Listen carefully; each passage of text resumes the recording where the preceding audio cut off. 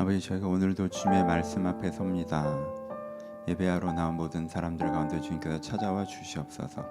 주의 말씀을 듣고 저희가 깨닫게 하시고 위로받게 하시고 세임 얻게 하시고 결정하게 하셔서 저희가 하나님과 상관없이 살아가는 것이 아니라 하나님과 함께 살아갈 수 있도록 한 사람 한 사람 가운데 찾아와 주시옵소서. 주님께서 우리 가운데 내주시를 기대하며 살아계신 예수님의 이름으로 기도합니다. 아멘. 함께 나눌 말씀은 잠언 31장 10절에서 31절 말씀입니다. 잠언 31장 10절에서 31절 말씀.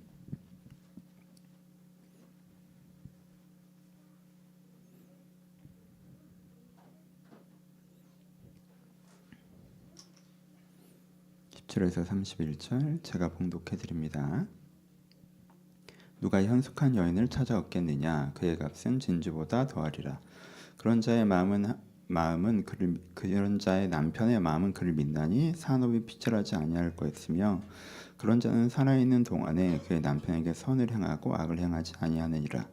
그는 양털과 삶을 구하여 부지런히 손으로 일하며 상인의 배와 같아서 먼 데서 양식을 가져오며 밤이 새기 전에 일어나서 자기 집안 사람들에게 음식을 나누어 주며 여종들에게 일을 정하여 맡기며 밭을 살펴보고 사며 자기 손으로 번 것을 가지고 포도원을 일구며 힘있게 허리를 묶으며 자기 팔을 강하게 하며 자기의 장사가 잘 되는 줄을 깨닫고 밤에 등불을 끄지 아니하며 손으로 손뭉치를 들고 손가락으로 가락을 잡으며 그는 공고한 자에게 손을 펴며 궁핍한 자를 위하여 손을 내밀며 자기 집 사람들은 다 홍색 옷을 입었으므로 눈이 와도 그는 자기 집 사람을 위하여 염려하지 아니하며 그는 자기를 위하여 아름다운 이불을 지으며 세마포와 자색 옷을 입으며 그의 남편은 그 땅의 장로들과 함께 성문에 앉으며 사람들의 인정을 받으며 그는 배옷으로 배로 옷을 지어 팔며 뜰을 만들어 상인에게 맡기며 능력과 종기로 옷을 삼고 후일을 웃으며 입을 열어 지혜를 베풀고 그의 혀로 인애의 법을 말하며 자기의 집안일을 보살피고 게을리 얻은 양식을 먹지 아니하나니 그의 자식들은 일어나 감사하며 그의 남편은 칭찬하기를 덕행이 있는 여자가 많으나 그대는 모든 여자보다 뛰어나다 하느니라. 고운 것도 거짓되고 아름다운 것도 헛되나 오직 여호와를 경외하는 여자는 칭찬을 받을 것이라. 그의 손의 열매가 그에게 돌아갈 것이요 그가 행한 일로 말미암아 성문에서 칭찬을 받으리라. 아멘. 안녕하세요. 오늘 현장에서 또 온라인으로 함께 해주신 분들 주님의 이름으로 환영합니다. 생존에 대한 이야기 이어가고 있습니다. 오늘 잠언 31장 말씀을 함께 나누어 보도록 하겠습니다. 이 본문을 그냥 읽으시면 이쁜 여자 말고 일 잘하는 여자랑 결혼해라 이렇게 읽히시기도 해요. 그럼 이제 남자분들은 저항감을 느끼시고 여자분들은 불쾌감을 느끼시죠. 그렇게 읽으시면 안 되고 여러분 종에게 주인을 잘 섬겨야 된다라는 본문을 읽으시면서 노예제도를 지지하는 거야 이런 불쾌감을 안 느끼시잖아요. 그건 시대의 한계라는 걸 인정하시고 그 안에 있는 메시지를 보시죠. 오늘 본문도 이 가부장적 시대의 한계는 인지를 하시고 그 안에 메시지를 보셔야 돼요. 아시겠죠? 그렇게 보시면 오늘 본문이 뭘 말하고자 하는지에 대해서 우리가 볼 수가 있을 것 같습니다. 그럼 오늘 본문은 어떤 그림을 그려줍니까? 부유한 집안의 안주인에 대한 이야기를 하고 있죠. 그렇죠? 부유한 집안의 안주인. 이걸 먼저 우리끼리 좀 나눠야 될 것 같아요. 그다음 우리는 이 당시 사람이 아니니까 당시에 대한 그림으로 좀 들어가야겠죠. 그 당시에 부유한 집안의 안주인은 어떤 일을 하는 사람인가요? 네 가지 일을 한다라고 기본적으로 얘기할 수 있는데 첫 번째는요. 가솔들의 식사를 담당했어요. 이번에 부유한 집안은 기본적으로 남편의 일터에서 일하는 일꾼들 그룹이 있고요. 그리고 집안에서 일하는 여종들 그룹이 있고요. 이걸 관리하는 관리직 그룹, 집사 그룹이 있고요. 그리고 여기까지가 가솔이고 또 대가족의 가족은 가족대로 따로 있잖아요. 그럼 그걸 다 합치면 몇십 명이었단 말이에요. 그러면 몇십 명이 아침에 식사를 하고 흩어지는 게 이제 매일매일 반복되잖아요. 그럼 여기에 대해서 식단을 짜고 재료를 구하고 조리를 하고 배식을 하는 업무를 누가 해요? 이 기본적으로 총괄하는 게 안주인이죠. 그렇죠? 이게 안주인의 가장 기본적인 업무였어요. 두 번째는 옷을 마련하는 것이었습니다. 현대에는 옷이 되게 흔해졌죠. 그렇죠? 쉽게 돈을 주고 싼 값에 구입할 수 있는 것이 되었지만 고대 사회에서는 옷이란 게 굉장히 귀한 물건이었어요. 왜냐하면 옷을 자가 생산해야 됐기 때문에 어디서부터 했어야 돼요? 재료를 구하는 것부터 했어야 돼요. 그러니까 양털과 삼을 구하는 거 먼저, 여름옷 재료랑 겨울옷 재료를 구하는 거 먼저. 그러니까 재료가 싸게 양질의 재료가 나올 때 재료를 먼저 구해놓고 시간 있을 때 실을 만들고 시간 있을 때 천을 만들고 그 다음에 옷을 만드는 거예요. 그러니까 이거는 1년 계획을 잡고 꾸준히 해야 되는 일이거든요. 사실 이런 일이 진짜 어렵잖아요. 그렇죠? 꾸준히 해가야 되는 일이었어요. 그러면 자기가 스케줄링을 가지고 이때 재료 구하고 이때 실 만들고 이때 천 만들고 이때 옷 뿌리자 이렇게 여름옷은 이때 나가고 겨울옷은 저때 나가니까 마감이 정해져 있단 말이에요. 그럼 마감의 납기를 맞춰서 일을 진행하는 거란 말이에요. 1년에 2번 정도. 그러니까 요 일을 되게 하는 이 일을 진행시키는 것이 누구 역할이었어요? 이 부유한 집안의 안주인의 역할이었어요. 세 번째 안주인의 역할은 뭐였냐면요. 자산을 관리하는 거였어요. 잉여 자산. 그러니까 잉여 자산 전체를 관리한 건 아니에요. 남편이 관리를 기본적으로 하는데 일정 액수를 준단 말이에요. 이게 그 매일 몇십 명의 식사를 감당해야 되는 재정, 그리고 이 옷 같은 걸 만드는 재정 같은 걸 받잖아요. 그럼 그 재정 내에서 내가 이것을 쓰는 거잖아요. 그럼 그 재정을 최대한 효과적으로 쓰고 난 다음에 남은 자산을 가지고 이거를 또 운용하는 게 이제 안주인의 역할이었어요. 그렇죠? 네 번째 마지막으로 안주인의 역할은 이게 제일 중요한 역할이죠. 사실 1, 2, 3번에 다 포함되는 건데 인력 관리죠. 안주인이 직접 요리를 하는 게 아니잖아요. 직접 이렇게 옷감을 만드는 게 아니고 직접 해요. 근데 그 직접 하는 건 일을 완성하기 위해서 하는 게 아니라 모범을 보이고 일을 가르쳐 주려고 하는 것이지 자기가 그 업무의 100%를 내려고 하는 게 아니잖아요. 그러니까 사실은 이 안주인의 가장 큰 역할은 인력 관리였다는 거예요. 그러니까 크게 안주인이라고 하면 요 네 가지를 해야 된다는 게 그 당시의 상식이었고 이 네 가지를 기준으로 저 안주인은 요걸 잘하시는데 요걸 못 하시는구나. 이 안주인은 요걸 못 하시는구나. 요걸 잘하시는구나. 이렇게 이제 서로 이렇게 판단의 기준점들이 됐던 거죠. 그렇죠? 그럼 보세요. 내가 이 부유한 집안이에요. 근데 일을 되게 못하는 안주인이 들어오면 어떡할까요? 어떻게 될까요? 일을 되게 못하시는 안주인이 들어왔어. 안주인이 딱 오셨는데 되게 나는 부자 남편 만나서 나는 대접받고 살려고 왔는데 무슨 일이 이렇게 많아. 난 이거 안 할래. 그냥 나는 퍼질러 있을 테니까 니네들이 알아서 해. 이런 던지는 안주인. 혹은 막 끌려 나와. 막 아침마다 그 밥을 내가 옷을 또 챙겨야 된다고? 뭐 자산 관리도 해야 돼? 조직 관리도 해야 돼? 애들끼리 왜 또 싸워? 짜증나. 일이 왜 이렇게 많아? 안 할 수는 없고 이게 끌려 나오는 안주인. 이런 안주인이 들어오면 어떻게 되겠어요? 식단이 바뀌겠죠. 식단이 좋지 않을 거예요. 그렇죠? 아마 가족 식사는 알아서 잘 나갈 거예요. 종들이 알아서 가족 식사는 참 맛있게 챙기고 대신 이제 가솔들 식사는 어떻게 되겠어요? 쉽고 간단한 걸로 위주로 가지 않겠어요? 어떤 종이든 쉽게 일하고 싶잖아요. 대충 하고 싶잖아요. 사실 관리자도 없으면. 그러니까 아마 뭐 그냥 된장찌개에다가 뭐 김치에다가 스팸 몇 개 구워서 계속 나가겠죠. 그렇죠? 그리고 옷이 어떻게 되겠어요? 옷은 빵꾸가 날 거예요. 이거는 미리미리 준비해서 납기를 맞춰야 되는 일이거든요. 그러니까 어떤 사람은 저 지금 3년째여서 저 겨울옷 새 거 받아야 되는데요. 야, 이게 준비를 못했다라고 하면 이제 그분은 그냥 솜 다 빠진 추운 옷을 입고 일을 해야 되는 거죠. 이렇게 해진 옷을 입고 일을 해야 되고 자산 관리가 안 되겠죠. 돈은 계속 모자르겠지. 사실 관리 안 하고 쓰는 돈은 모자르기 나름이잖아요. 항상 어디로 다 새버리고 모자랄 거고. 그리고 조직 관리가 안 되니까 맨날 자기들끼리 뭔가 갈등이 있겠죠. 여기서 조직 관리의 핵심은 상식적인 업무 분배인데 안주인이 그렇게 뒤로 자빠져 있으면 어떻게 되겠어요? 안주인한테 잘 보였던 사람은 일을 안 하고도 좋은 평가를 받고 안주인에게 잘 못 보인 사람은 일은 다 하고도 욕먹고 막 이렇게 되잖아요. 사실 조직이라는 게. 주인이 전체 업무를 파악하고 있지 않으면 주인이 무능하면 자기 눈에 달게 하는 사람만 주변에 들잖아요. 그렇죠? 그러니까 조직이 엉망이 되겠죠. 그럼 이렇게 되면 집안이 어떻게 될까요? 일꾼들이 빠져나가겠죠. 옆집은 음식 잘 나오는데 고기 반찬 나오는데 여기 맨날 스팸 나오면 여기서 일을 하고 싶겠어요. 그렇죠? 옆집은 탁탁 이렇게 때마다 이제는 옷 좋은 걸로 나오는데 나는 맨날 해진 옷 입고 일하라고 하면 여기서 일을 하고 싶겠냐고. 여기서 뭐 조직 관리가 잘 안 되는데 여종들이 여기서 일을 하고 싶겠습니까? 그럼 좋은 사람들이 빠져나가겠죠. 다른 데 못하는 사람들은 여기 남겠지. 그치? 그럼 이게 돌아가겠어요? 안 돌아가지. 그럼 이제는 어려워지는 거죠. 이게 그 당시에 이제 이런 분위기란 말이에요. 그럼 오늘 본문은 이제 오늘 본문이 무슨 얘기하는지 대충 그림이 잡히시죠? 오늘 본문은 이거를 잘하는 안주인의 롤모델을 보여주고 있는 거죠. 요런 안주인, 너무너무 잘하는 안주인을 보여주고 있는 거예요. 그래서 첫 번째 무슨 얘기를 해요? 이게 잘하는 모습을 봅시다. 그러니까 식사 준비 진짜 잘하시죠. 본문에 뭐라고 표현돼요? 14절을 보면 상인의 배와 같아서 먼 데서 양식을 가져오며 라고 되어 있어요. 먼 데서 양식을 가져온다. 랍스터 같은 거, 캐비어 같은 거 있잖아. 먼 데서 오는 거. 재료가 다른 거예요. 그리고 어떻게 하세요? 밤이 새기 전에 일어나서 자기 집안 사람들에게 음식을 나누어주며 조리 시간을 길게 잡으세요. 간단하게 간단하게 할 수 있는 음식을 하는 게 아니죠. 조리 시간을 길게 잡는단 말이야. 여러분, 좋은 재료를 가지고 조리 시간을 충분히 두면 어떤 음식이 나와요? 양질의 식사가 나오죠. 예전에 뭐 파주의 어떤 학교에서, 고등학교에서 되게 화제가 된 적이 있었죠. 같은 액수인데 그 학교 급식은 그 랍스터가 나오고 막 그래가지고 아마 유퀴즈 같은 프로그램에서 나와서 저도 거기서 봤던 것 같은데 화제가 된 적이 있었죠. 그렇죠? 그분 같은 거죠.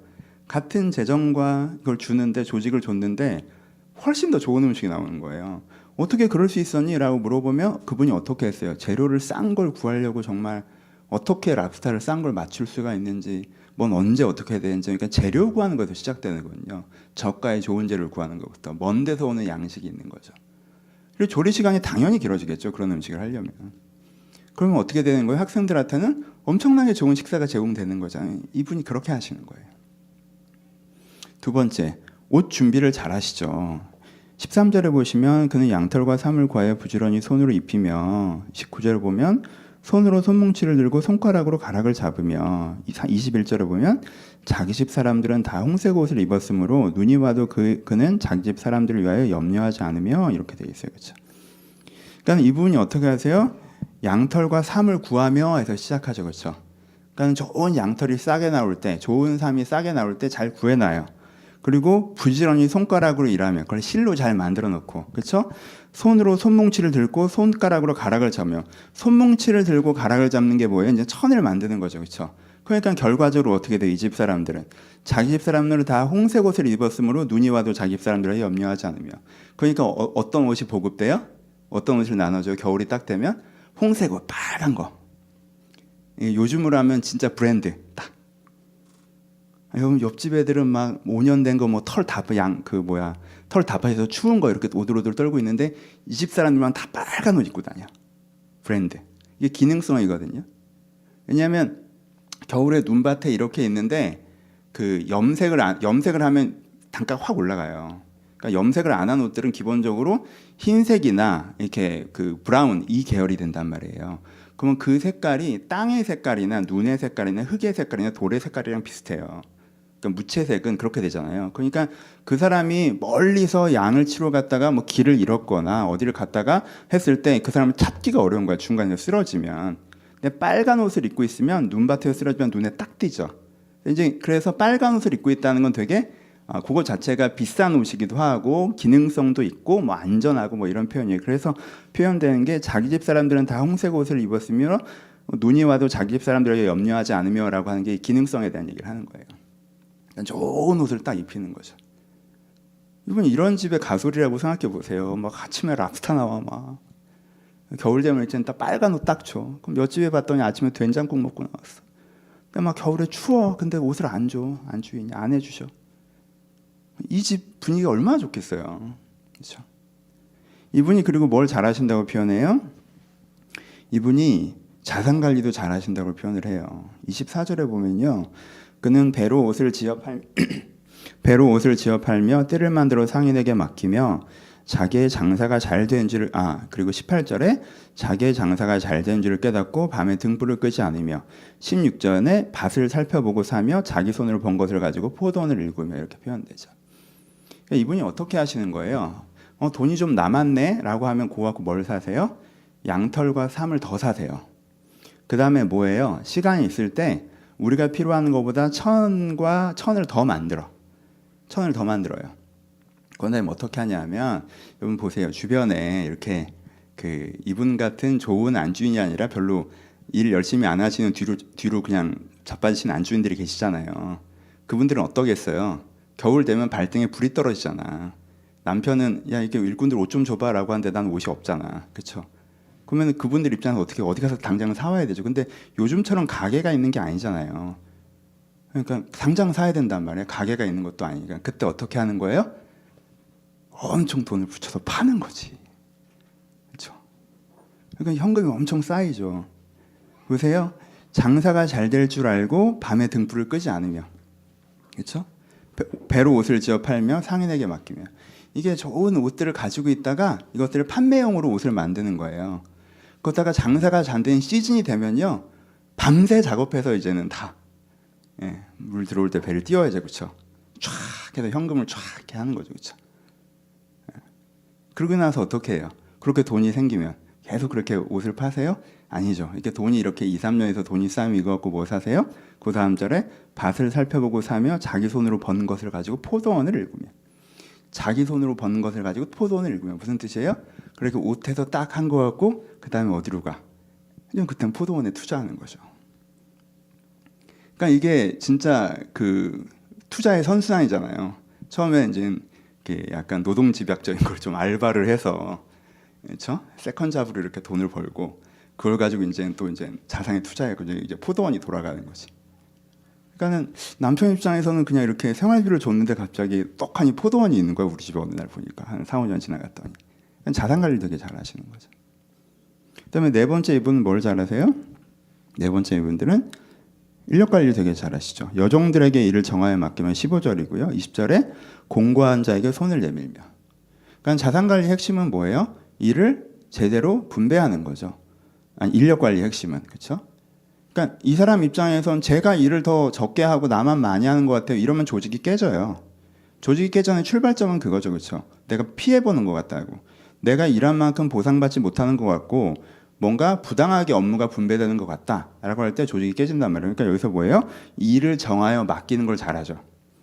그리고 그 다음에 일만 분배만 되게 잘하면 되나요? 아니죠. 이게 기계가 아니라 사람이기 때문에 기계도 그럴 때가 있지만 이렇게 처질 때가 있단 말이에요. 사람이 처질 때가 있어요. 그럼 그때 어떻게 해야 돼요? 너 왜 일 못하냐고 하는 거예요? 아니죠. 공고한 자에게 손을 내밀며 이렇게 잘 돌아봐서 다시 이제 잘할 수 있도록 돌보는 거죠. 이거는 주변에 어려운 사람을 돕는다는 것도 표현되지만 내부적으로도 저는 이해된다고 생각해요. 그러니까 인력 관리를 잘하는 거죠, 그렇죠? 여러분 이러면 최고예요. 합리적으로 일을 잘 분배해서 그 일을 할 수 있도록 해주고 대신 각각의 뭐 어려움이 생기면 그때 붙어서 그래서 리슨을 잘 들어서 그 사람이 다시 취업할 수 있도록 도와주고 이러면 이제 조직이 굴러가잖아요. 그러니까 이걸 잘하시는 거죠. 그러니까 이분이 어떤 분이에요? 일을 진짜 잘하시는 분이에요. 안주인이신데 어떻게 해요? 단기적으로 해야 되는 일, 오늘 처리해야 되는 일 잘하시고 장기적으로 해야 되는 일 잘하시고 그 다음에 여유 시간 관리 잘하시고 그리고 내가 내 주변의 인간관계와 자기 관리 그리고 조직 관리도 잘하시는 분이죠, 그렇죠? 그러니까 일의 결과가 좋죠, 그렇죠? 이거 되게 쉽지 않죠. 그러니까 여러 유형의 이걸 기준점으로 한번 생각해 보세요. 내 자신이나 주변이나, 그렇죠? 여러 유형이 있겠죠. 어떤 사람은 어때요? 아예 던지는 분들도 계시죠. 나 그냥 놀고만 싶어. 난 부잣집 아내가 됐는데 왜 내가 일을 해야 돼? 놀고만 싶은 분들도 계시고. 그러다 보니까 일하는데 끌려와서 일하시면 하기 싫어. 하기 싫으면 어쩔 수 없이 해야지. 라고 일하시는 분들도 계시고. 근데 이런 분들도 계시지만 뭐 세 번째는 주로 일을 하는데 오늘 닥친 일만 하고 음식은 잘 나오는데 옷이 안 나오는 분들도 계시고. 옷은 잘 만드는데 음식이 대충 되는 분들도 계시고 옷도 잘 만들고 음식도 잘 만드는데 자산 관리가 안 되시는 분도 계시고 요거 세 가지가 잘 되는데 조직 운영을 못 하시는 분들도 계시고 그렇죠. 그럼 이제 그 부분에서 이제 문제가 생기겠죠. 그렇죠? 여러분들 주변의 리더들이나 여러분들 자신이나 이 기준점으로 한번 점검해 볼 수 있을 것 같아요. 일을 잘한다는 거의 의미가 무엇인지. 그러니까 이분은 이렇게 일을 잘하시는 분이었죠. 근데 이렇게 일을 잘하면서 그러면은 그냥 이렇게 열심히 일해서 고생스럽게 막 헌신의 어머니상 엄마는 고생스럽게 일해서 남편이랑 가솔들만 잘 살게 해주는 그런 분이셨나요? 아니에요. 성경에 뭐라고 표현되냐면요. 잠언 31장 22절에는요. 그는 자기를 위하여 아름다운 이불을 지으며 세마포와 자색옷을 입으며 라고 표현되어 있어요. 여러분 요즘의 명품이라고 하면 뭐 가방, 시계, 차 이런 거죠. 그렇죠? 이건 그냥 시대나 문화마다 완전 달라요. 그렇죠? 근데 그때 명품은 뭐예요? 이부자리. 비싼 이불. 야, 넌 그런 이불을 덮고 자니? 이건 난방이 잘 안 되는 때잖아요. 그러니까 이불이 좋다라는 게 굉장히 큰 의미가 있었어요. 근데 이쁘기까지, 뭐 가볍기까지 이러면 완전 그렇죠? 잠자리가 달라지는 거니까. 하는 진짜 좋은 이부자리. 그리고 뭘 입으세요? 세마포와 자색 옷을 입으며. 세마포는 뭐예요? 제사장이 기본적인 베이스로 입던 게 세마포예요, 여러분. 되게 비싼 거란 말이야. 자색 옷은 뭐예요? 그 당시에 자주색이라는 색깔이요, 왕의 색깔이었어요. 왜냐하면요, 자주색, 염색하기가 제일 힘들었어요. 그래서 다른 빨간색, 파란색 이런 원래 무채색 옷이 제일 싸고, 염색이 비싸기 때문에 염색을 안 한 게 제일 저가고, 염색을 하면 가격이 빡 뛰는데 자색을 만들려면 염색을 2중, 3중을 했어야 돼서 가격이 훨씬 더 뛰었어요. 그러니까 이분 자주색 입으셨어요. 그러니까 뭐 포도원 읽으신 다음에 이게 내가 다 자식들을 위해서 한 거지 그러지 않으시고, 포도원에서 첫 수확 나시면 이번엔 내가 옷 사 입어야겠다 해서 자주색 옷 쫙 빼고 이런 스타일이었죠. 그럼 본인도 충분히 누리셨어요. 그래서 어떻게 표현되냐면요, 이분의 삶이 31장 25절을 보면 능력과 종기로 옷을 입고 후일을 웃으며 라고 표현해요. 후일을 웃는다라는 게 뭐예요? 노후 관리가 잘 돼 있는 거죠. 그렇죠? 오늘 조금 고생스럽긴 하지만 내년이나 후전이 좋은 거예요. 그렇죠? 오늘 내가 아침에 일어나서 내가 우리 가솔들 밥 챙기는 게 조금 고단할 수 있지만, 내가 미리미리 체크해서 이렇게 정말 이렇게 하는 게 조금 귀찮을 수 있지만, 내가 그거 안 해도 되는데 남는 양털과 배옷을 가지고 옷을 엑스트라를 만들어서 판매하는 걸 굳이 안 해도 되지만, 그리고 내가 왜 괜히 포도원을 보러 다녀요? 안 해도 되잖아. 근데 내가 그걸 해서 어떻게 하는 거예요? 후일에 웃는 사람이죠, 이 사람은. 그렇죠?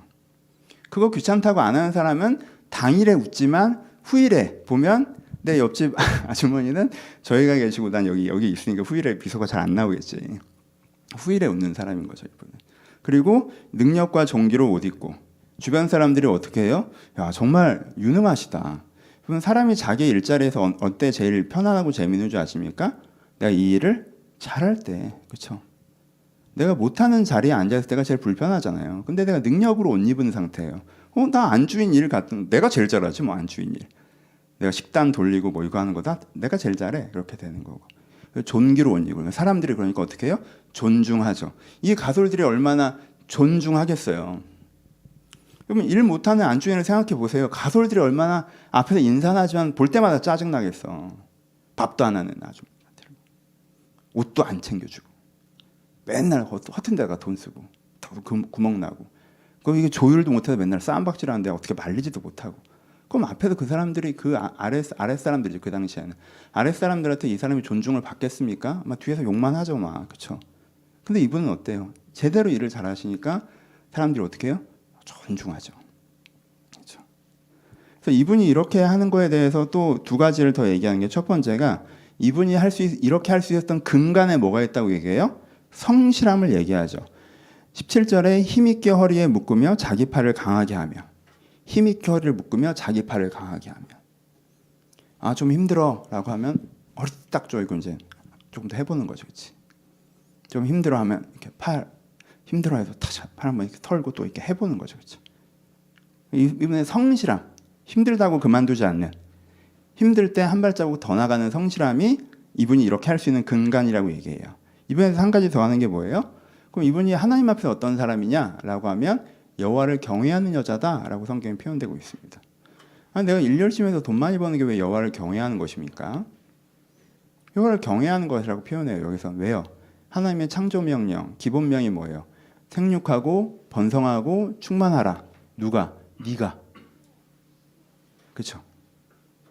하나님의 창조 명령은 내가 충만하게 만들어놨으니 와서 소비하세요가 아니라, 내가 네 인생을 잘 먹고 잘 살게 해놨으니 와서 누리세요가 아니라, 생육하고 번성하고 충만해라. 누가? 네가. 내가 기본 세팅을 줬으니까, 내가 너한테 은사를 줬으니까, 내가 너한테 기회를 줬으니까, 네가 거기서 그 일을 잘 해내. 그래서 생육하고 번성하고 충만해. 필요한 거 있으면 도와줄게. 이게 창조명령이잖아요. 그러니까 이 여자가 어떤 여자로 표현되는 거예요? 여호와를 경외하는 여자다라고 표현되는 거죠. 자기가 성실하게 일하는 것을 통해서 자기 자신의 미래가 아름답고, 자기의 가솔들이 행복하고, 남편이 기뻐하고, 자녀들이 본이 될 수 있는데, 내가 나 편하자고 그걸 안 하고, 그래서 가솔들은 어려워하고, 그리고 남편은 답답하고, 자녀들도 이 여자를 존중하지 않고, 그거는 하나님 보시기에 하나님을 경외하는 게 아니라는 거죠. 왜요? 그거의 중심은 뭐예요? 이기심이죠. 그냥 나 편하겠다는 이기심이잖아요. 그렇죠? 하나님을 경외하는 게 아니라고 표현돼요. 그래서 이런 여자는 또 어떻게까지 표현되는 거예요? 넓은 의미에서는 하나님을 경외하는 좋은 신앙이다라고 표현되고 있는 거죠. 그렇죠? 오늘 본문의 그림이 그려지시죠? 잠언 31장 되게 중요한 장입니다.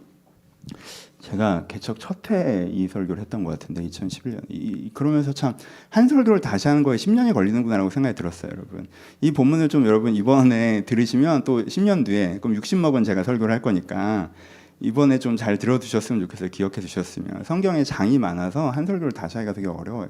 한 번 한 번이 소중하신 거 여러분 마음에 스며들거나 지나가거나 그렇죠? 그렇죠? 이번에 좀 스며드셨으면 좋겠어요. 그렇죠? 이 여자가 우리 가운데 보여주는 게 뭡니까? 적극적 성실이죠. 적극적 성실. 오늘 아침에 해야 돼 미쳐버리겠다 이거 아니라 그러면은 어떻게 맛있는 걸 먹일까? 그렇죠? 그래도 야 너는 그냥 입어도 되지 않냐? 뭐 한 3년 더 입어도 되겠네. 소문 안 빠졌어. 일로 와봐 내가 꼬매줄게. 이게 아니라 홍색 옷을 입혀야겠다. 그렇죠?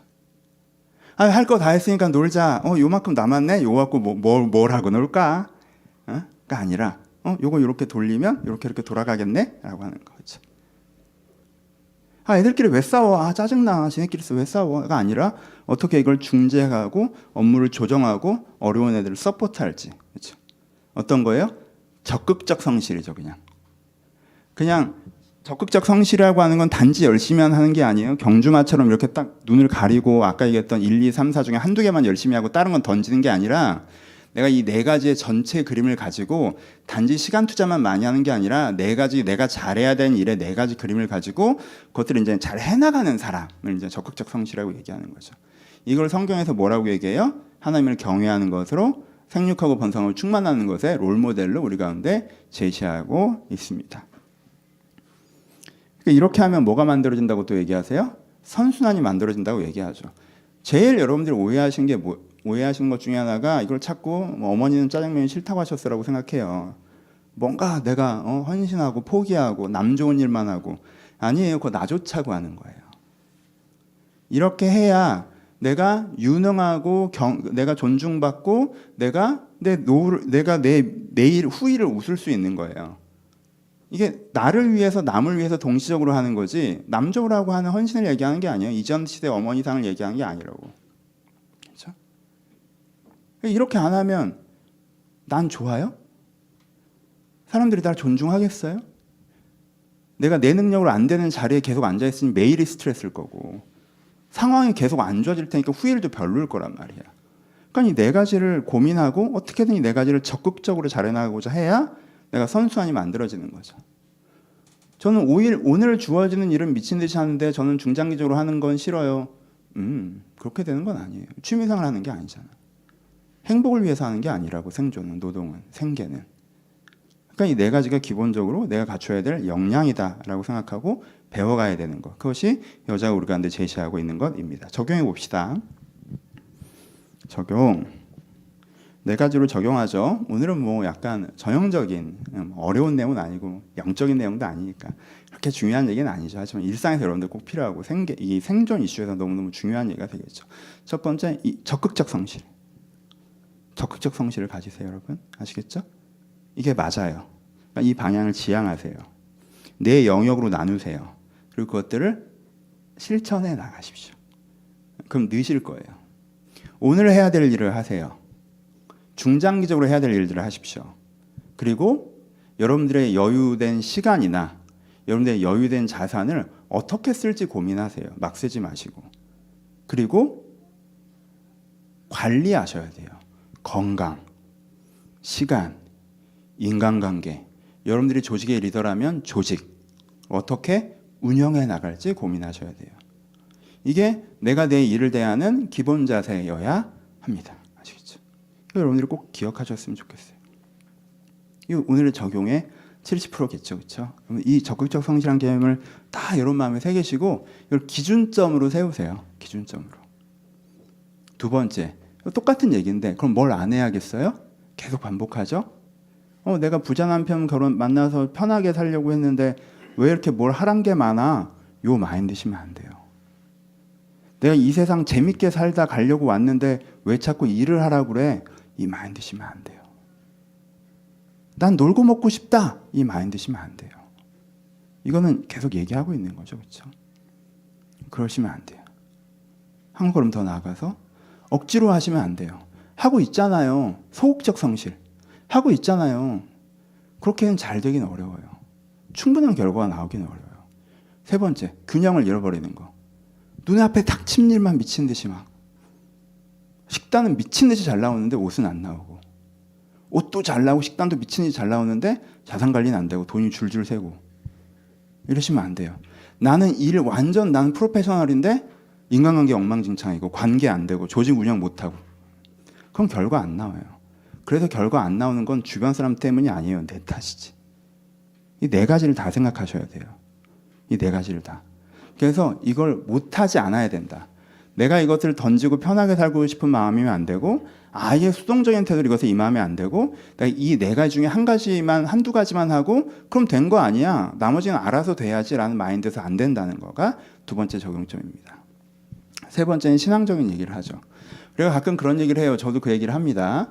여러분 가끔 하는 얘기가 하나님께서 여러분들 넘치게 채워주길 바란다 이런 표현들을 해요. 그때 넘친다는 뜻이 뭡니까? 내가 그렇게 노력하지 않은 부분에서도 풍성이 온다는 개념이죠. 그렇죠? 그러니까 내가 그렇게 노력하지 않은 부분에서 풍성이 와서 내가 노력하지 않았지만 많이 누린다는 거예요. 그렇죠? 이게 없어요? 있죠. 하나님께 우리 가운데 넘치게 채워줄 때가 있어요. 그거는 1, 2, 3, 4를 내가 안 했는데 좋은 결과를 만나는 거예요. 그렇죠? 그래서 내가 소비적으로 그것을 누릴 수 있게 되는 거죠. 그렇죠? 그럴 때가 있어요. 그렇죠? 저도 그런 표현들을 하고요. 또 하나, 내가 하나님을 했더니 하나님께 내일 해주신다. 이런 표현도 들어보셨죠? 이런 표현을 할 때가 있죠. 이럴 때 있죠. 저도 그런 경험을 했어요. 내가 하나님께 집중해서 했더니 하나님께 나머지 일들을 해주시는 경험들을 할 때가 있단 말이에요. 그렇죠? 내가 선함과 사랑에 집중해서 내가 생존은 잘 돌보지 못했는데 그 하나님께 채워주는 경험들이 있어요. 그럴 때가 있죠. 하지만 여러분 이거 두 개는 케이스지 원리는 아니죠. 예외적인 케이스이기 때문에 감사하는 거죠. 그렇죠? 예외적인 케이스이기 때문에 생일날 선물 받은 것처럼 감사하는 거예요. 그거를 삶의 원리로 갖고 오면 하나님 내 인생이 내가 노력은 안 해도 넘치게 채워주는 인생이 되게 해주세요. 하나님 내 인생이 나는 하나님이란 할 테니까 하나님 내 일 다 알아서 해주시는 인생이 되게 해주세요. 라고 얘기하는 건 매주 생일 선물 달라는 거예요. 그렇게 되는 건 아니죠. 그러니까 여러분들이 케이스에 해당해서 하는 얘기와 원리에 해당하는 얘기를 구별할 줄 아셔야 돼요.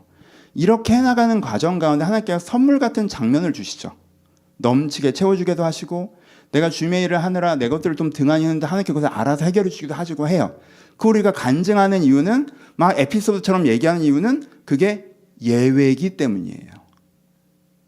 야 내가 이번 달에 회사 가서 일을 했더니 월급이 나왔어. 야 진짜 신기하지 않냐?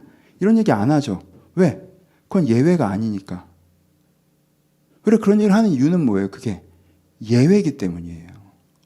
그걸로 인생이 흘러갈 거라고 생각하시면 큰 오산입니다. 여러분들 인생의 생계 문제는 어떻게 해결됩니까?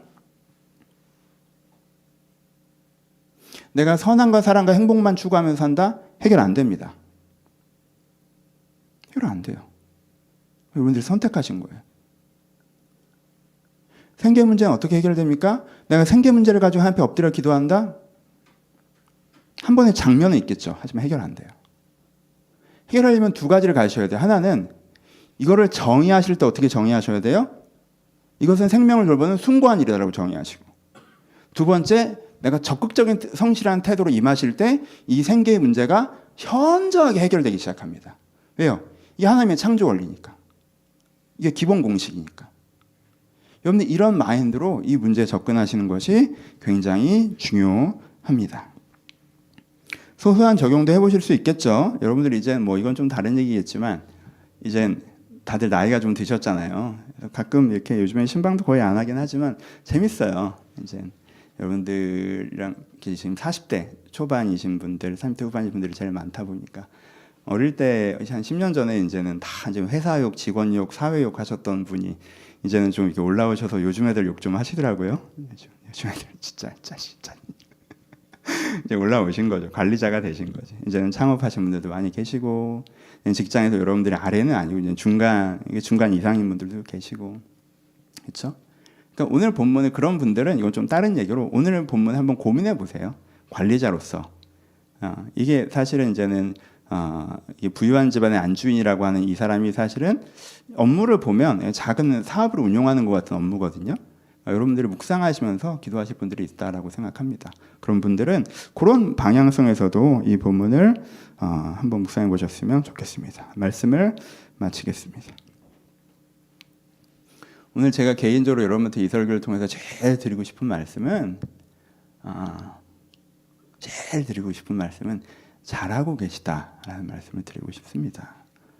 제가 아는 성도님들 중에 한 80% 이상은 이렇게 살고 계세요. 저보다 더 와 어떻게 저렇게 하시지?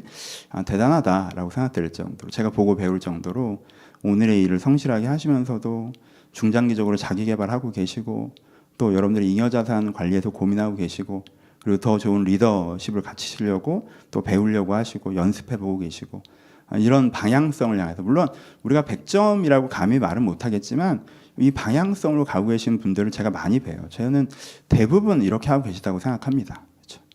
근데 여러분들한테 꼭 드리고 싶은 말씀이 잘하고 계시다는 거예요. 잘하고 계시다는 거예요. 그러니까 이렇게 하시다가 생각보다 결과가 안 나오니까 좀 마음이 떨어지는 분들이 가끔 계시죠. 이렇게 하는데 그래서 이럴 때가 됐는데 여러분 뭐 수학 문제에서 공식을 배우면 이 공식을 이해가 됐어요. 그래서 그 밑에 뭐가 있어요? 기본 문제가 있죠. 기본 문제는 공식을 곧장 집어넣으면 답이 딱 나오죠. 그렇죠? 오, 그래서 내가 이 공식을 이해했다고 생각했는데 그 다음에 이제는 뒤에 가면 뭐가 있어요? 이제 심화 문제가 나오죠. 그럼 이 공식으로 안 풀리죠. 이 심화 문제를 풀다 보면 이 문제가 저 공식에 대한 문제가 맞기는 해? 라는 생각이 들 때가 있어요. 그렇죠? 여러분들이 오늘 풀고 가고 있는 경제 문제, 생계 문제는 뭐겠어요?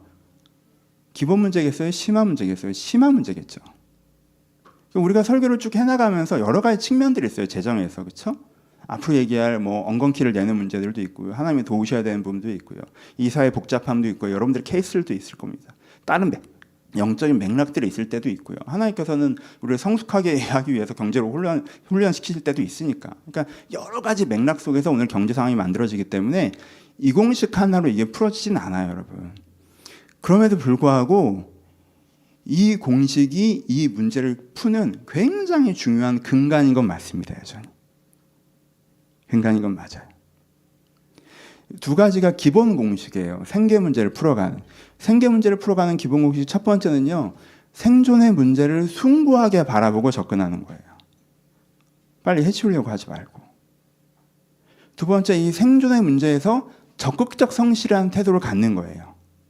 이 두 가지가 기본 태도세요. 여러분들의 상당수가 이 기본 태도를 갖고 계세요. 그러니까 여러분 지금 당장 결과가 안 나온다고 너무 마음이 무너져 내리지 마시고요. 그 스텝을 유지하세요. 잘하고 계시니까. 잘하고 계신 거예요. 잘하고 계세요. 그 스텝 없이 지금 잠깐 잘 되는 거 장기적으로 쉽지 않습니다. 그 스텝을 유지하고 있는데 지금 좀 안 되는 거 이건 장기적으로 여러분들이 어떻게 응용 문제에 따른 어떤 공식이 들어오는지 이 문제를 푸는데 알아야 되는 또 다른 공식과 연산이 무엇인지가 응용이 되시면 이 문제 풀려요. 잘 되실 거예요. 그러니까 내가 오늘 할 일을 성실하게 하고 있고 내일 위해서 개발하고 있고 내가 최대한 내 자산을 운용을 하고 내가 내 주변과 건강과 이런 걸 다 관리하려고 하는데도 뭔가 상황이 점점점 안 좋아진다라고 해서 이걸 자꾸 던지는 마음이 생기시고 저 사람은 그냥 대충 하는데 잘 사는 것 같고 그러니까 내가 좀 쓸데없는 일 하는 것 같고 내가 왜 내가 왜 얘가 허리를 묶어야 되는지 왜 내가 손에 힘을 내야 되는지 모르겠다 이런 마음이 드시는 분들도 계실 텐데 여러분 요거 지나가요. 요거 지나가요 진짜. 그리고 잘 될 거예요. 그러니까 잠언 31장 말씀을 다 붙잡으시고 하나님께서 이런 안주인을 축복하셨구나. 이런 안주인과 함께 하셨구나. 하나님께서 기본적으로는 이렇게 하면 이런 결과가 나오게 하신다고 하셨구나. 여러 가지 변수가 있지만 그건 다 다음 주부터 얘기해 갑시다.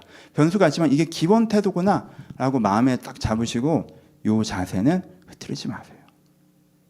여러분들이 노동을 숭고하게 여기시고 여러분들의 삶의 현장에서 이 네 가지를 연습해 나가신다면 그것이 결국 여러분들의 어떤 결과를 만들어내시는 것들을 만나실 것입니다.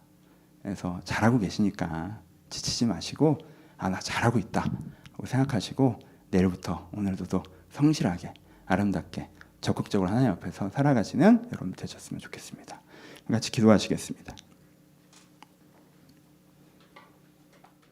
두 가지로 기도하셨으면 좋겠습니다. 이 기준점을 가지고 기도하셨으면 좋겠어요. 첫 번째는 이렇게 하고 계신 분들에 대해서 이렇게 하고 계신 분들, 여러분 완벽하게 잘하는 거 얘기하는 거 아니에요? 방향성 이쪽인 거. 그래도 방향은 이쪽으로 잡고 잘하려고 하신 분들, 하나님 저 이렇게 하려고 해요. 그러니까 하나님 말씀대로 저를 축복해 주세요 라고 기도하셨으면 좋겠습니다. 이렇게 안 하고 계신 분들, 아예 방향성이 이쪽이 아니신 분들, 아까 말씀드렸던 아예 던지셨거나 끌려가듯 일하시거나 4개 중에 한두 개만 하시고 나머지 그냥 치고 계신 분들, 그럼 회개하셔야 돼요. 회개하셔야 돼요. 하나님 제가 이러지 않겠습니다. 방향을 바꾸겠습니다. 마음의 중심을 새롭게 하겠습니다. 하나님 저를 돌이키게 하시고 저와 함께 하소서. 이 기준점 앞에서 나를 돌아보시면서 격려받으시는 분들은 축복을 향해서 간구하시고, 이 기준점에서 내가 문제가 있다고 느끼시는 분들은 회개하시면서 들은 말씀 앞에서 함께 기도했으면 좋겠습니다. 기도하겠습니다. 하나님 아버지, 저희가 생계의 문제 가운데 찾고 있습니다. 아버지 저희가 생존의 문제 가운데 서 있습니다. 나의 문제에 대해서 저희가 기본 태도를 바로잡게 하여 주옵소서. 아버지 저희가 기본 태도를 바로잡게 하여 주옵소서. 저희 중심을 바로잡게 하여 주옵소서. 주님, 저희가 저희 중심을 바로잡게 하여 주옵소서.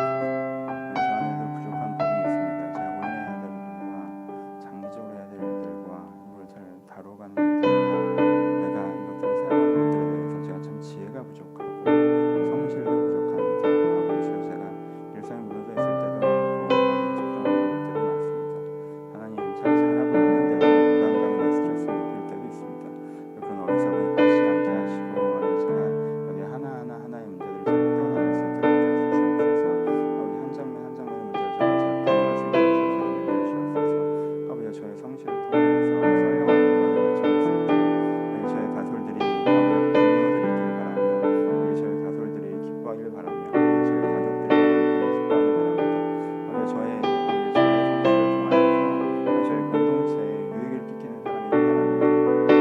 제가 제 일을 잘 해냈으면 좋겠습니다. 제가 제 일을 참 잘 해냈으면 좋겠습니다. 아버지 제가 제 일을 잘 해내지 못해서 아버지 능력도 없는 목사비 자리에 앉아있는 것은 고통입니다. 고통이 때로 저에게 찾아옵니다. 아버지 제가 이 일을 정말 잘 해내고 싶습니다. 주님 저희를 축복하셔서 이 일들을 하나님 앞에 잘 해나갈 수 있도록 은혜를 더하여 주옵소서. 아버지 이제 하나님 앞에 잘 해나갈 수 있도록 주 은혜를 더하여 주옵소서. 주님 은혜를 더하여 주옵소서. 아버지 은혜를 더하여 주옵소서. 저희 중심을 새롭게 하시고 은혜를 더하여 주옵소서. 주님 제가 잘하고 있는 부분들이 있다면 우리 결과 열매를 주시옵소서. 아버지 제가 책으로 영상으로 또한 제가 목회하면서 전하고 싶은 말씀 보내드리겠습니다. 이것들이 잘 전달되어지길 소원합니다. 그리고 이 목적을 열매하는 것을 소원합니다. 아버지 도와주시옵소서. 아버지 도와주시옵소서. 다음으로 기도하실 때 여러분들의 개인의 기도 제목을 가지고 기도하셨으면 좋겠습니다.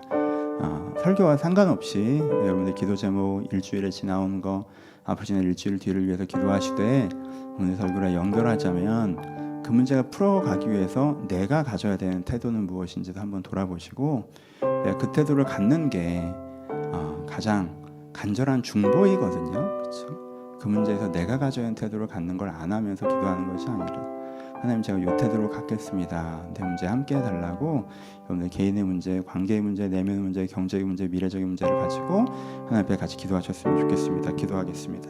아버지 개인의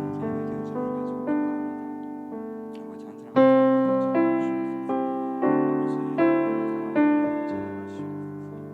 아버지 한 사람 한 사람 문제 가운데 찾아가시옵소서.